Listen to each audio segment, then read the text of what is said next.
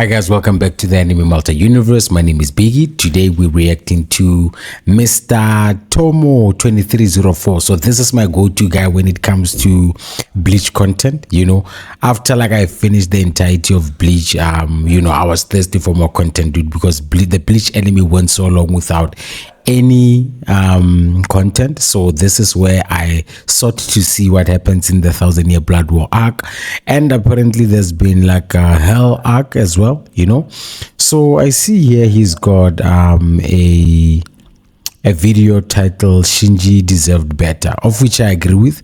You know, if you can check on my channel, I've got a video here titled The Most Disappointing Bleach Characters, of which Shinji is definitely part of, because I was like, how can you have a Captain Brew and who's like a Visard, right, and do him this dirty? This dude is all talk but no action, right? But I don't know. Let's see what Mr. Tomo's spin is on Shinji. What was once the most anticipated faction in the series is now completely synonymous with failure and embarrassment. Almost every single Visard suffering some form of terrible fate at one point or another throughout the story. Never is this true other than in the 1,000-year Blood War arc, where half of the Visard barely show up, while the other half have importance dangled in front of them, only to have it snatched away again almost instantly. But yep, that's true. Shinji definitely Look at that. The worst and is the stranger for it. What I mean is, Shinji is a character that I actively can't figure out. I can't figure out what Kubo's angle was with him. If the Visard had been relegated to being one-time appearances in the Urankar arc only, I guess I could understand his role better, but they're not. When several of them are reinstated into the Gotei 13 after the even as captains, I think a reasonable expectation of some kind of relevance. Yes, sir. Yes, sir. Worst, I don't mean he has the least amount of screen time or anything like that, because he obviously doesn't. But when you consider all of the advantages that Shinji has going for him as a character, it gets really weird to think about. Okay. I mean, really, the character kind of has it all. He's popular with the fans. He's the de facto leader of the Visard faction. He has a personal history with the series' main villain, and many of the, shall we say, newer supporting cast members. He fosters one of the best and closest relationships with Ichigo himself. And yet Kubo just never quite throws this character a bone, and it goes all the way back to some of his earliest appearances. So, setting all jokes aside, let's take a look at the disappointing trajectory of Shinji Hirako in Bleach, an excellent character that simply deserves... Dude, before we even go over into the video, and this is exactly what I was talking about in my disappointment list, to say that, like, why are we rushing to write like some of these anime characters? It's not like Bleach anyway, it's that active, right? The only thing keeping Bleach relevant now is the anime, to be honest with you, because the manga is not happening. So why couldn't we spend time with characters like this? Like, take a book out of One Piece, bro. Deserved better than he got. So let's begin by returning to that statement I made at the end of the intro there. How Shinji Hirako is one of the characters that just has it all, and he really does, narratively speaking, to the point where it's weird that Kubo wouldn't want to include him more than he already did.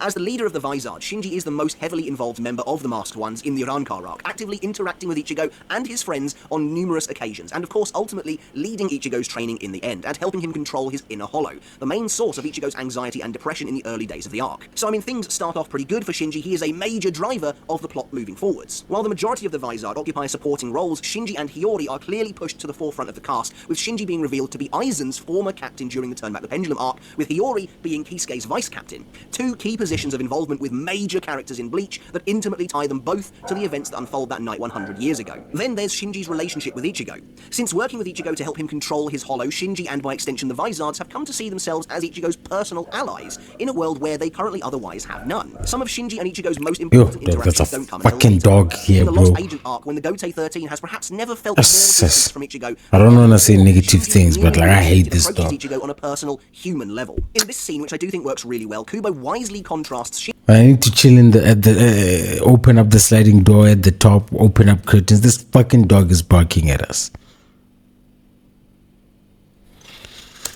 With Soifon, a captain with whom Ichigo has no relationship whatsoever, and a captain that represents the all-business nature of a more traditional Gotei. Soifon can't fathom why Ichigo would want to give Ginjo Kugo a proper burial. After all, he's a criminal who betrayed the Soul Society and murdered numerous Shinigami. Who's this?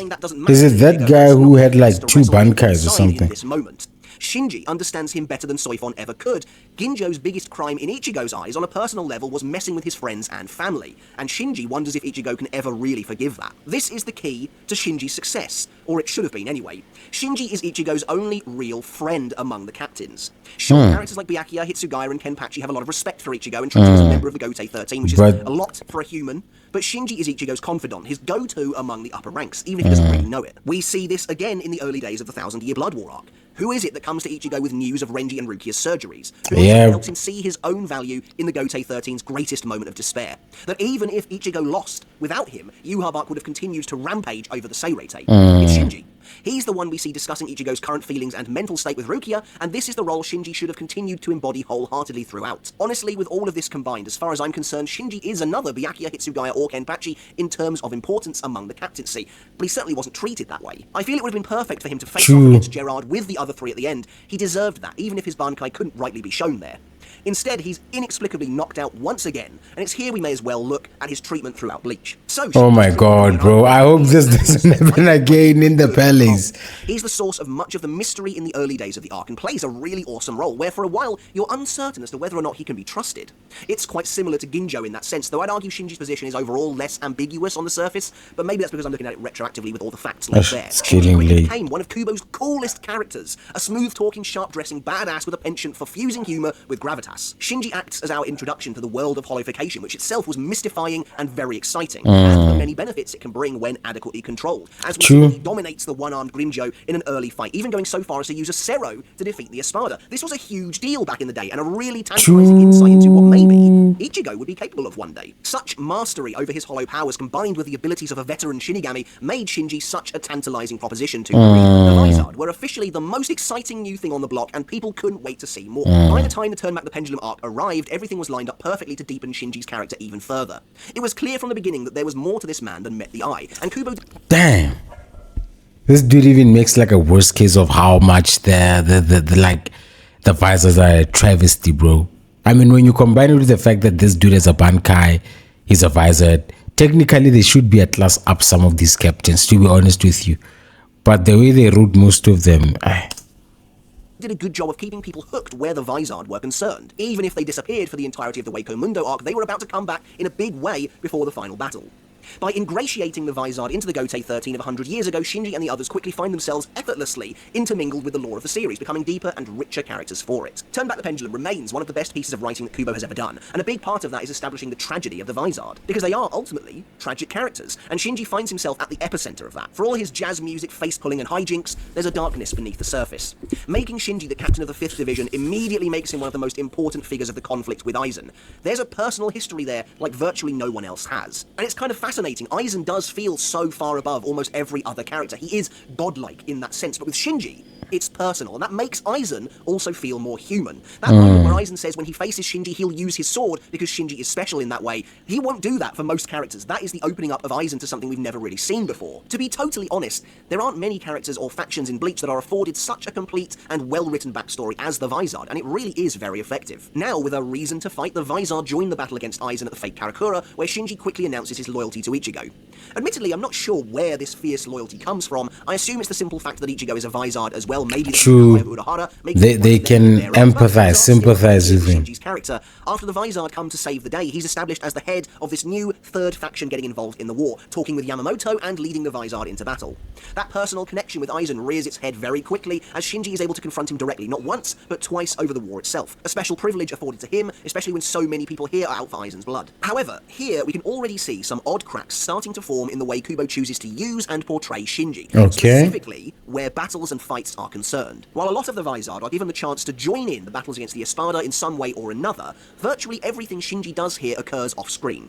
What should have been the most important conflict of the battle prior to Ichigo arriving isn't really given the prominence it deserves. True, I remember this shit. It was like 2 scenes or some shit. Was apparently dueling Gin at one point, a battle that would have been awesome to see before he fights Aizen. And while it is cool that they get to have a battle all to themselves, Shinji's swift defeat after finally revealing his Shikai is just the first in a long line of disappointments coming his way. Of course, as noted in my recent battle analysis, he plays a small but effective role in the battle royale against Aizen once Ichigo has arrived. Shinji's last-minute reveal of Sakanade's influence against Aizen is wonderfully done, as is his direct confrontation with Aizen after the twist is revealed. Once again, I don't think Shinji would have gone down in one hit along with Kyoraku, but there you go. I don't know what I want from the character in this instance. I guess that's part of the problem here, and maybe Kubo felt the same way. While the other Visard are able to fight the Espada with varying degrees of success, with Hachi even scoring an awesome win, Shinji is mostly sidelined due to his predilection to facing Aizen. The time never really comes in a way that's totally satisfying. I guess I just want more from Shinji here. This is his moment, 100 years in the making. His vice captain is the one they are all there to fight, so I kind of would have liked a little more oomph from the character. I know he goes for Aizen's head. And this is like the strange part, dog. It's like when you think about how this dude is written well in the story, why would you write this dude to catch L's throughout? It's the same with like the problem that I have with like who's this guy? Toshiro. You know, Toshiro dude is in there. He's like an actual character, right? If you look at enemy like One Piece, dog, whenever there's like a final battle, everybody catches their W's, right? You'll have Frankie, Jinbei, Nami, Robin, Sanji, Zoro, Luffy, right? And the battles will escalate based on their ranks. I don't think Bleach should do the same thing. But you mean to tell me that some of these captains, every now and then, they can't even get one battle where they win? It's like so disappointing. It's like it gives you that perception that these guys are basically useless, to be honest with you. It's like immediately, which is nice, but I don't know, just something a bit more. I love that he's the first person in the series to put a scratch on Aizen, though. That is exactly the sort of thing I wanted from him. Did he? Shinji's role in the fake Karakura Town arc is fine. It is here, at the end of that battle, that perceptions were beginning to change anyway. I remember vividly people being kind of disappointed with the Visard in the final battle in general. Suddenly, these hybrid badasses that we had all been waiting for so long maybe weren't so badass after all. They'd only manifest their hollow masks for a few minutes at best, and most of them were getting smacked around by their enemies. After so much build-up, it was always going to be difficult for them to meet expectations, and to be honest, I've always appreciated Kubo keeping them grounded, rather than going the route I think a few people expected, and having them sweep the Espada with basically no trouble. Essentially, holification didn't turn out to have quite the impact on the battle I think people expected it to. Okay, now here's a moment of reflection for me.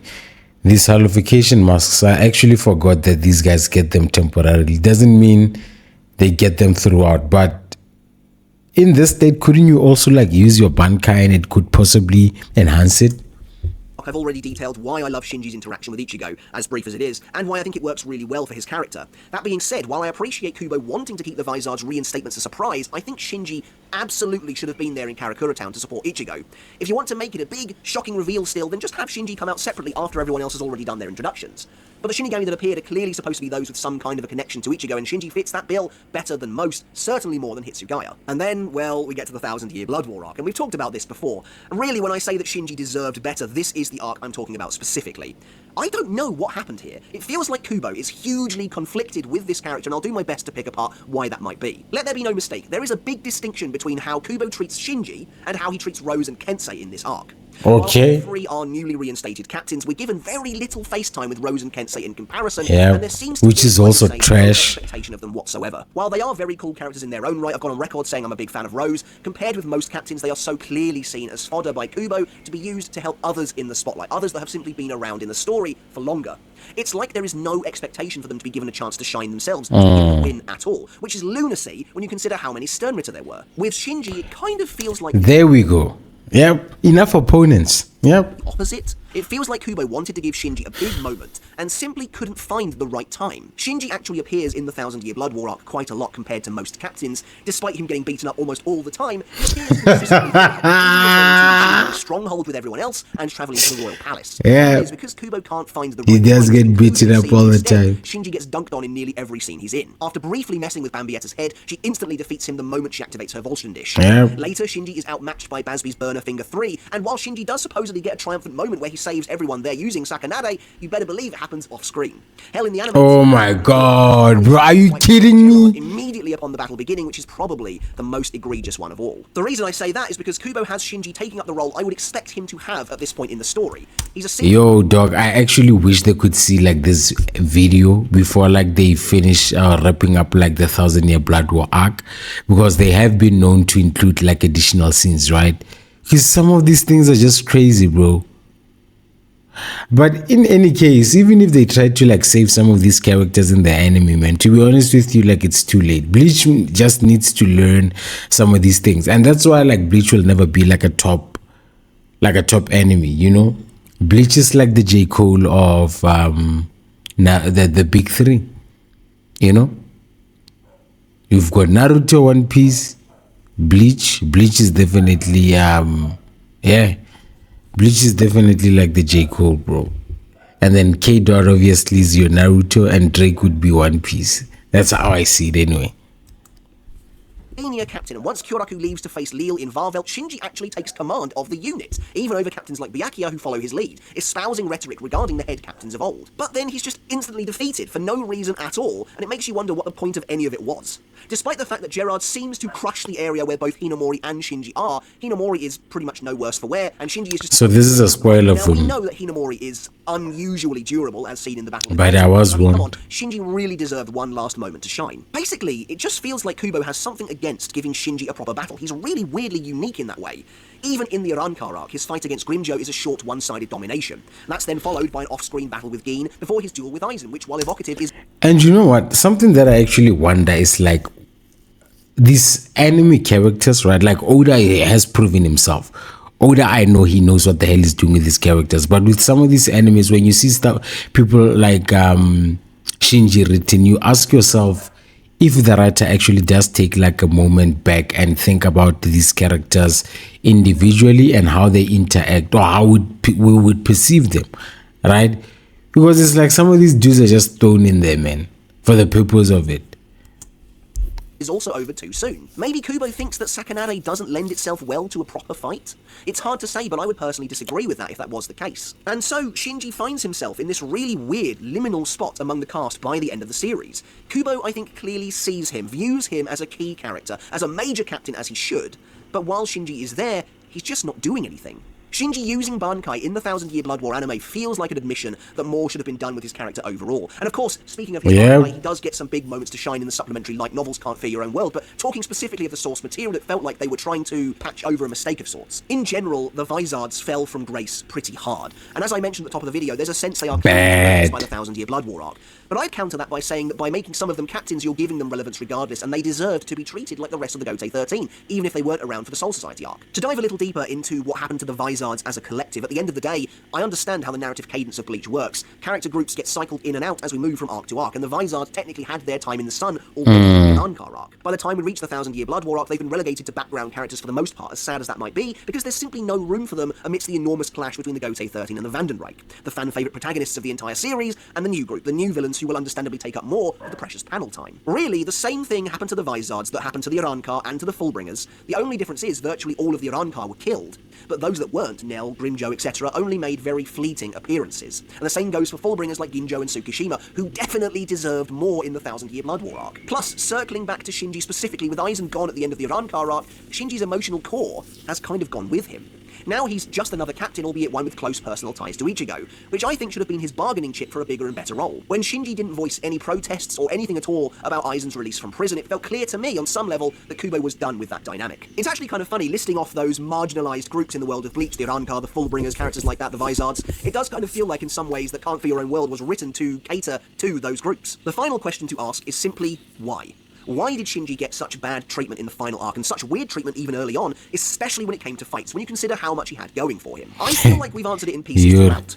Maybe Kubo doesn't think Sakanade works well in a one-on-one fight and felt we'd seen everything it could. I mean, how can that be the case, but Aizen's Bankai was well flushed out? That's lazy. To fight someone properly, considering his stature in the world. When you consider the amount of Sternritter there were, again, it's crazy that someone as important as Shinji doesn't really fight, well, anyone. He's somehow injured in the first invasion, despite presumably not going up against a Sternritter because he's running in a direction by the time we see him, unless he has fought a Sternritter and somehow defeated them, or he and Momo... Off screen. Maybe it was the simple fact that the Visard as a group were way past their prime. And that's possible, though again, I'd argue that making 3 of them captains keeps them relevant in the eyes of the reader, as does Shinji's relationship with Ichigo. No, truth be told, I think when everything is all said and done, I think Shinji just got unlucky.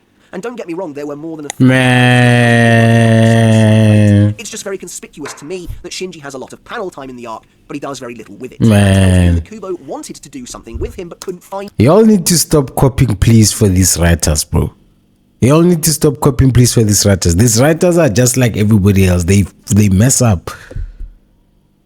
Ain't no way Shinji just got unlucky. He wasn't written well, you know, full stop. The writer should have done a better job.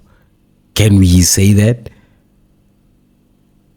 Oda, you know, this reminds me of Oda, who, yeah, the way to do it. I don't even want to Again, get Shinji there. Hidako, for as awesome a character as he is, deserved better than he got, especially towards the end. If the Hell Arc ever does happen, maybe that will finally be time for Shinji. Oh, so it hasn't happened. But that's it for the video, guys. I really hope you enjoyed it. Let me know your thoughts down in the comments below. Did Shinji deserve better than he got in the series? What do you think about this character's portrayal in the Urankar arc, that small moment we get of him in The Lost Agent, and of course the 1000-Year Blood War arc? What would you have liked to have seen done differently with Shinji, if anything at all? Do please let me know down in the comments. And as always, I want to... Hey, Mr. Tomo, I'm not gonna let you know in the comment section. I'm gonna let you know in the video, right? I mean, you're spot on, 100%. We should have seen more of the guy. For me, not just him, we should have seen more of like the two other captains who are visors, right? Muguruma and the other guy, Rose, you know. We should have seen him take more W's. I don't know why that's so complex, right? But again, bro, what is Kubo actually doing now? Is he old? Is he tired? Why isn't he churning out like more content? I mean, dude, Bleach is like a cash cow. Like, Bleach has such a great mythology. Like, dude, like, what a waste, bro. But yeah, those are my thoughts. The other thing that I wanted to say, dude, like, being like a content creator like Mr. Tomo must actually be like very frustrating, you know. And this is somebody you can see like loves Bleach, but like the content really isn't there, you know. But yeah, anyway, that's it for the reaction video. Let me know what you think about you know, Shinji as a character. If you like the reaction, please like the video. Leave your thoughts in the comment section. Subscribe to the Anime Multi Universe, and until next time, I'm out of here.